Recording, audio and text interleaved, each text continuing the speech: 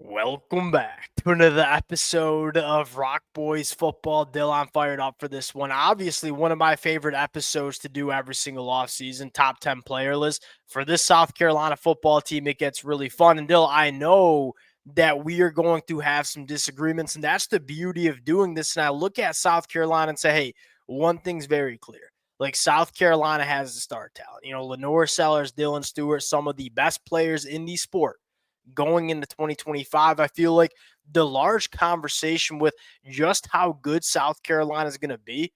Hey, these guys that are on the fringe of the top 10, some of the guys that we left off this list, can they be difference makers for South Carolina in 2025?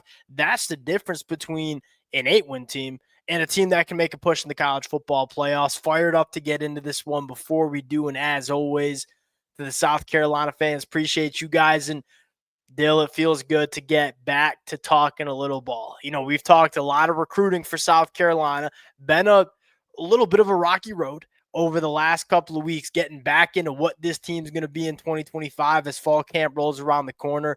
Fired up. Appreciate you guys rocking with it. If y'all do enjoy the content, consider subscribing to the channel. Please let it fly in the comment section.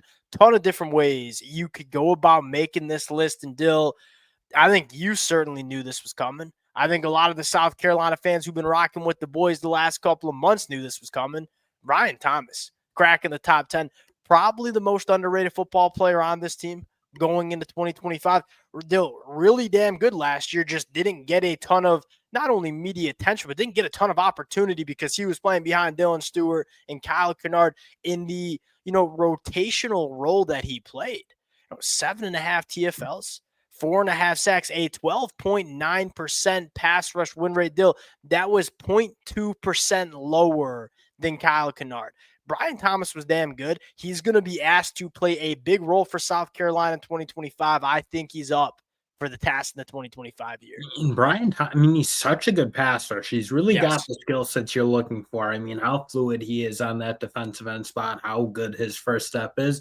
It's really for him. Like, can you fill that rest of the game out? And when Yes. they play teams that kind of want to pound at him, because he's good in teams that want to spread you out and try to play athletic. He's really good in the run because he is that type of athlete. But teams like Illinois that want to line up with two tight ends and just run at you, is he going to be able to play like Kyle Kennard, who is obviously able to both rush the passer, but also in those moments, stand up, stand tall, and play good in those. Be a little bit more physical against the run. I think that's probably the best way of putting it. And Dill, you start making the list of these, complementary players that need to step up in 2025. I don't think there's many names above Brian Thomas because Dylan Stewart's going to get the superstar treatment in 2025. He's going to be a guy that every offensive coordinator is circling, saying, how do we deal with this cat? Well, guess what? Brian Thomas is going to have a lot of opportunity to go be a game wrecker. Can he be that guy? That's what made South Carolina so dangerous last year. There were so many dudes up front that somebody was getting an ideal matchup.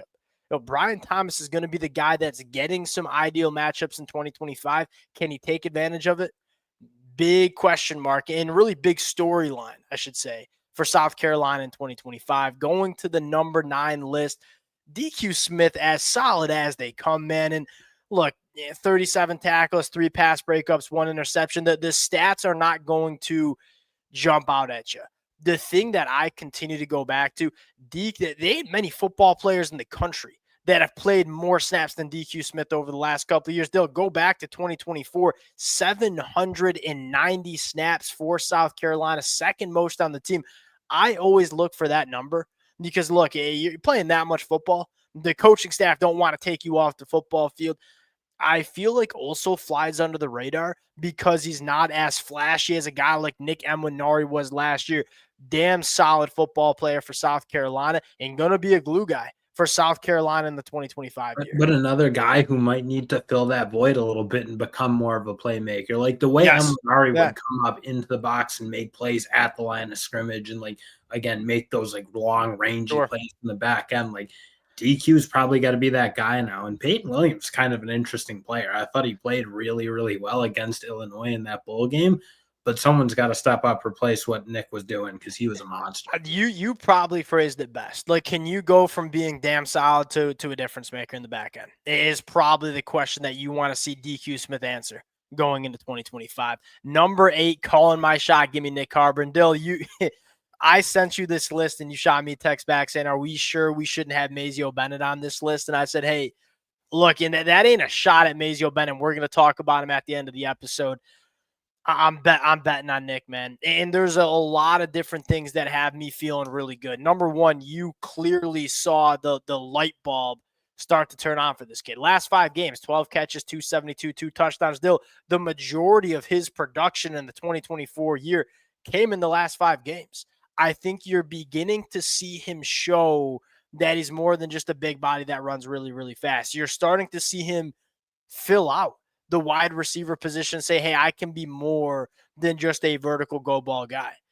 Because he did start to like route guys up. Like I look at the Clemson game, I look at the Illinois game, both games where he was just creating his own separation in that intermediate portion of the field, which is what they need from him. Because again, you knew like in moments, if he got a shot to take the top off, he certainly can do that. He is a very tough matchup for a lot of corners, but you still got to be able to just like, again, down in, down out, get yourself open. And he started to do that towards the end of the year. He's going to have to be the wide receiver 1, at least in my opinion, which means more than just being a one-trick pony. You got to be a guy that can attack all 3 levels. I'm kind of speaking for Nick Carver right now, but in my opinion, or at least it'd be my guess, this is the first time he's dedicated himself to the sport of football for 12 straight months. I think that's going to matter here. 61 yards after the catch. Would like to see that number go up. They give this kid an opportunity to have the football in his hands. He's the fastest football player in all of college football. He also happens to be 235 pounds. I would like to see South Carolina say, hey, we got a freak show here that we know can win vertically, but also he can be dynamic after the catch. I'd like to see South Carolina manufacture more opportunities for Nick Carver to be a playmaker. Number 7 on the list, Judge. It feels low. Okay, I'll give you the T-box. Does it feel low? Just everyone go back, watch the Ole Miss game. And I know that was a bad game for South Carolina. The offense we ain't watching really that back again. To deal with that front 7. But just watch what Judge Collier is doing. Again, a guy who in that South Carolina system is so effective just because I think the big thing is the way he plays the ball down the field. Like, because South Carolina will ask their corners to kind of run with guys and play a deeper half of the field at times. His ability to make plays on the ball, down the field, in the air, I think is key for what this defense is kind of trying to do. And I look at what this cornerback rotation can be. Dude, I think it can be right up there with anyone in the country. Dude, Judge, and we're going to talk about the next 2 coming up. I 100% agree. And you talk about, hey, maybe we have a question mark about who's the other safety next to DQ Smith. I don't know how much it matters when you got cornerbacks that South Carolina has rolling into 2025. Number 6 on the list, Josiah Thompson. And this, does he necessarily deserve to be number 6 on the list right now? Maybe, maybe not. Like he certainly, he looked like a true freshman at left tackle in the SEC a little bit last year. Last 3 games, man. All right, so the whole season last year, he gave up 6 sacks, 28 quarterback hurries. That is not a very good number. The last 3 games, including a game against Illinois and including a game against Clemson, 1 sack, 2 quarterback pressures total. He only gave up 1 sack in the last 6 games, only 3 penalties. Dill, talk about, and this is kind of why I'm a believer in South Carolina rolling into 2025 is, yes, they were a good football team at the end of 2024, but it was because a lot of the young talent, the light bulb started to turn on. Look, it wasn't only Lenor Sellers who started playing football better. Like, I thought Josiah Thompson started playing better. I thought Casey Henry started playing better. The pass protection was a disaster for South Carolina for 2/3 of the season. Once that started getting cleaned up, you saw Lenore play better. You saw Nick Carver play better. That's the reason I'm a believer in South Carolina. If Josiah Thompson can pick up where he left off at the end of the year, you're looking at an all SEC tackle there. I mean, the traits are out of this world. The way he moves, and at the start of the year, he just probably wasn't playing physically enough. It felt like fish out of water around a little bit, and like technique wasn't as clean as probably you'd want. But again, as he kind of puts that together, the traits are as good as of left tackle as you'll see across the country. He very well could be a future top 10 NFL draft pick. In fact, I'd probably bet my money on that sitting here in the middle of July as he's going into year 2. And though you can say the same thing for Casey Henry, you actually wanted me to include Casey Henry in the list. wouldn't have been a bad argument because really good run blocker. That's probably the thing. Again, he's probably got his cleanup to do in the pass pro as well. But I look at the way he can move guys around and where I think, like, again, South Carolina's ability to possibly lean on that a little bit more with Lenor Sellers and hopefully Rasul Faison. I look at the way these two tackles block for the run, especially Case and Henry. I love what they do. Hey, I'm going to go a little off-roading real quick. Just like some more fuel to the fire of the South Carolina hype train, at least in my own brain. I feel like South Carolina is really good at the most important positions. Like, you're really good at quarterback. You got one of the best in the country in Lenor Sellers. I think you feel really good about the left tackle position, and you feel really good about the guy who's getting after the quarterback on the other side of the football, Dylan Stewart. Those are the premium positions in the sport. Those are the positions that set you apart from a lot of other good football teams. A lot of good college football teams got question marks about quarterback, got question marks at the tackle spot. South Carolina, that might be some of their better positions on the football field going into the 2025 year. Number 5 on the list. This feels low too, Rasul Faison. Dill, here's what I love him, and man, don't get me started with the NCAA. Really hope we get to see this kid play in the SEC this year. Here's what I love. 69 missed tackles forced. This kid is really, really elusive, whether it's in short areas, whether it's at the second level. He also had 761 yards after contact, though. So this is a guy that, hey, I can make you miss. I can hit some home run plays, 21 carries for 15, or that one for over 15 yards.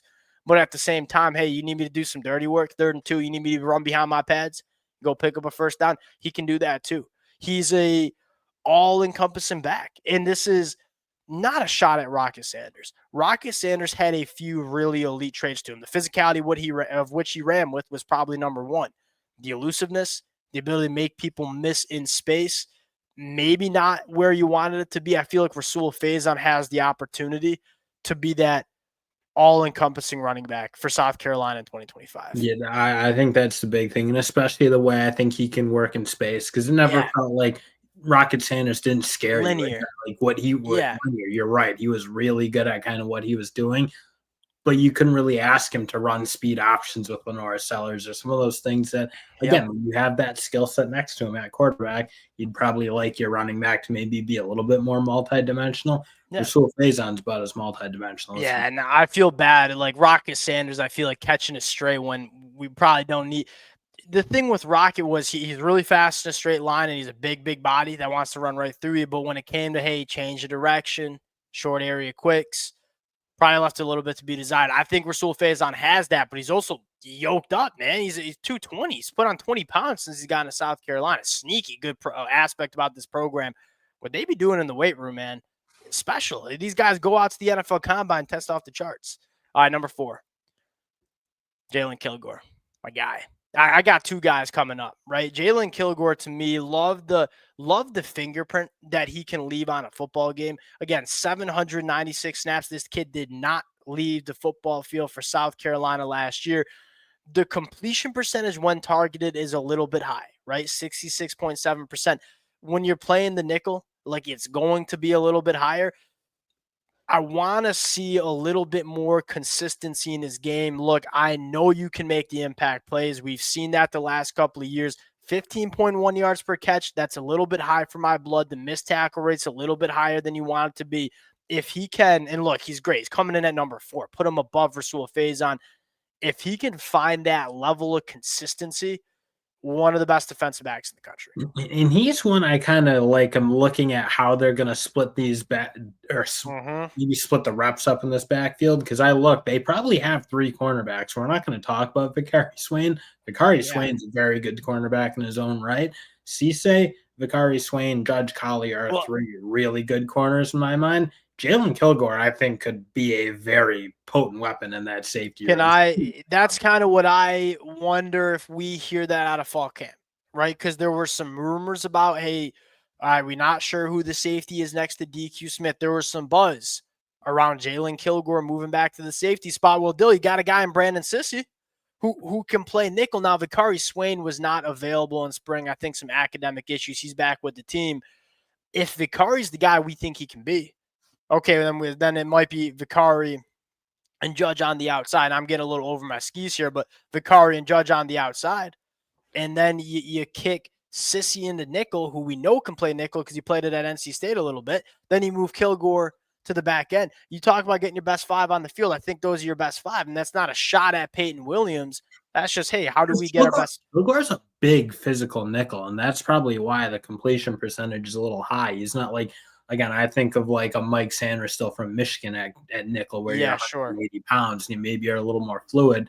Kilgore is like, I mean, there's an element where he feels like almost a safety body in that spot, and he's good enough athlete to make it happen for sure. But could you get more out of him and get, like, again, have that guy in the defensive backfield like what Mwanari is doing in terms of playmaking? Can you have that from It feels like there's two things you have to get right. One is Jaylen. Like, we know he's really good at nickel, so do we want to mess around with that? Is one. Can he play safety, and can he be the player at safety that he's the player at nickel? Which I think we both think he can. And then the other thing is, hey, can Vicari Swain be that guy full-time on the boundary, which allows us to kick Brandon Sissy in the nickel?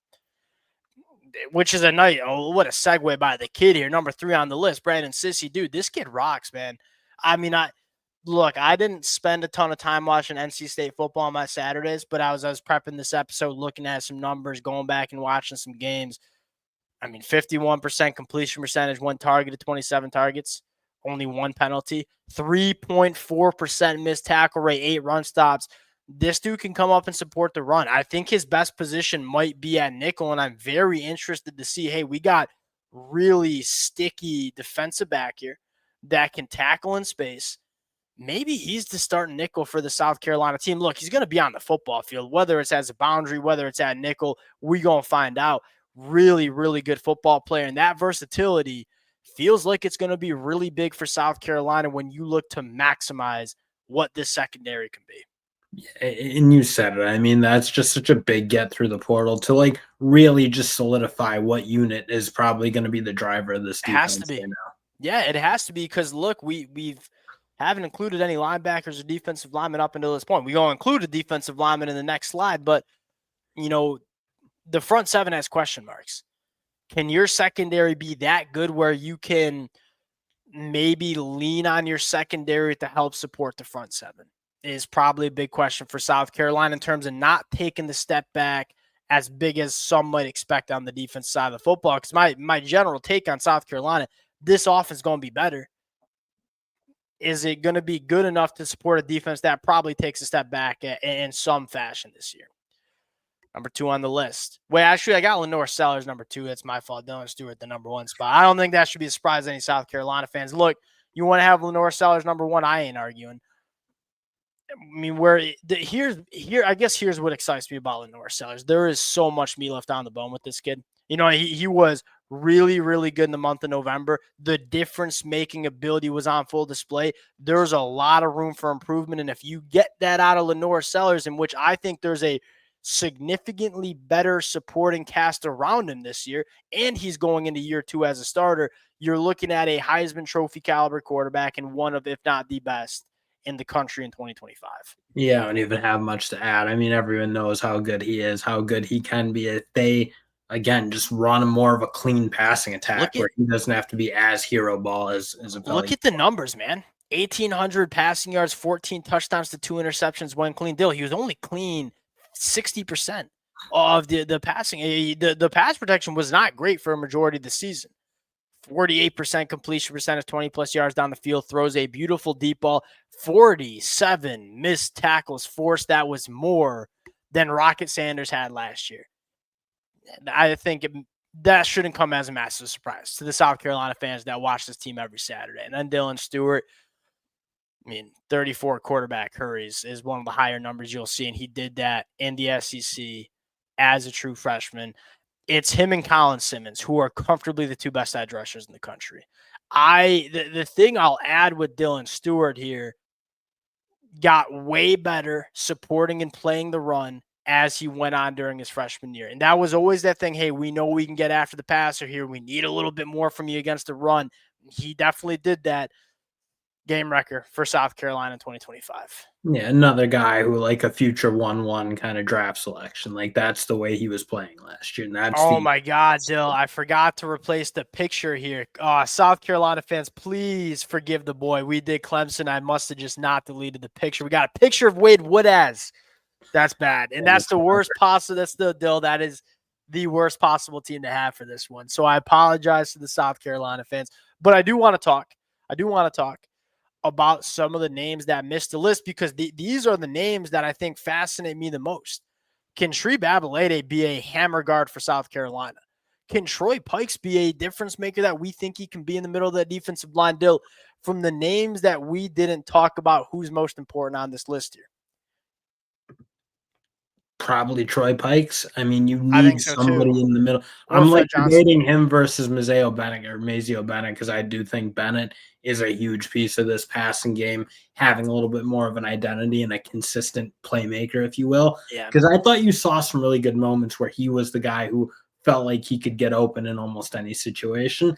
But I look at Troy Pikes and what they need to do replacing the middle of that defensive line and how underrated I think he is. I think Troy Pikes the guy. It's the most important position for South Carolina to just figure it out this year. There's a lot of important, like Fred Johnson's important too. He's probably he has the opportunity to lead this team in tackles. I kind of agree with you with Mazio, by the way. We're trying to get a little bit more of an even keel passing attack. Get Lenor Sellers a little bit more settled in, throwing from the pocket. Having that wide receiver that he ain't going to blow you away with the size and the speed like Nick Carburn, but a guy that knows how to get open, very similar to the role Josh Simon played last year. That's the role I probably should have included Michael Smith on this list too, another very important piece. Who are the consistent guys that Lenore Sellers can lean on? Because outside of Joshua Simon, there really wasn't that guy for South Carolina last year. We got to replace that role. There's a bunch of freshman wide receivers who certainly could do it too. This is the conversation that mattered the most. Damn shame we're at 22 minutes, got to close this one out. These are the names that I think are most important for South Carolina in 2025. Appreciate you guys, Dill. I am not happy with myself leaving the Wade Wood-ass picture up there. I apologize for that. To the South Carolina fans, appreciate you guys. And we're going to have a lot to talk about as we go into fall camp. If y'all do enjoy the content, consider subscribing to the channel. We'll talk to y'all later.